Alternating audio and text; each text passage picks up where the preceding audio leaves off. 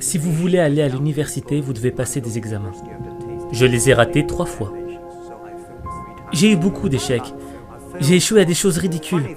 Par exemple, j'ai échoué à un test clé de l'école primaire à 2 reprises. Et j'ai échoué genre 3 fois au collège.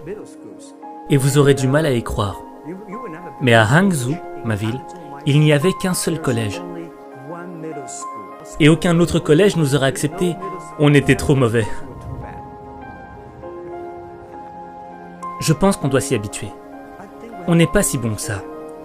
Encore aujourd'hui, il y a beaucoup de gens qui nous rejettent. Vous savez, pendant 3 ans j'ai essayé, mais j'ai échoué à l'université. Alors j'ai postulé à plusieurs jobs, mais j'ai été rejeté 30 fois. J'ai été à la police, on m'a dit non, t'es pas assez bon. Je suis même allé au KFC, quand le KFC est venu en Chine, dans ma ville. 24 personnes se sont présentées. 23 personnes ont été acceptées. J'étais le seul gars à avoir été rejeté. Et quand je me suis présenté à la police, 5 personnes se sont présentées, 4 personnes ont été acceptées. J'étais encore le seul gars à avoir été rejeté. Oh, en passant, est-ce que je vous ai dit que j'ai postulé pour Harvard? J'ai été rejeté 10 fois.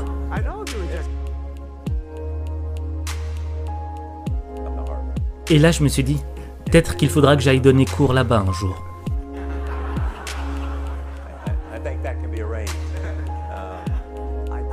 Je ne pense pas que dans ce monde, il y ait des gens qui ont été rejetés plus de 30 fois. La seule chose qu'il faut, c'est ne jamais abandonner. Comme Forrest Gump, il faut continuer à se battre. Il faut continuer à s'améliorer soi-même.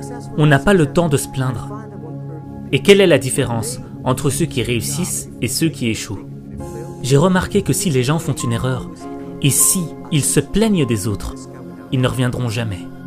Mais si une personne fait un bilan de conscience sur elle-même, et qu'elle se dit « là ça ne va pas avec moi, là ça ne va pas avec moi », là, il y a de l'espoir.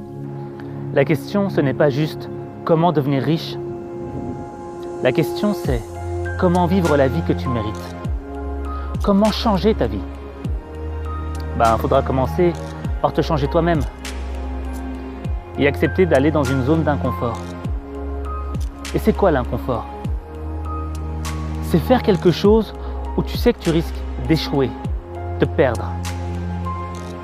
Mais l'échec, ce n'est pas la fin de ton histoire. C'est le début de ton apprentissage. Alors, tu vas t'en prendre plein la gueule. Tu vas tomber, tu vas pleurer, tu vas douter.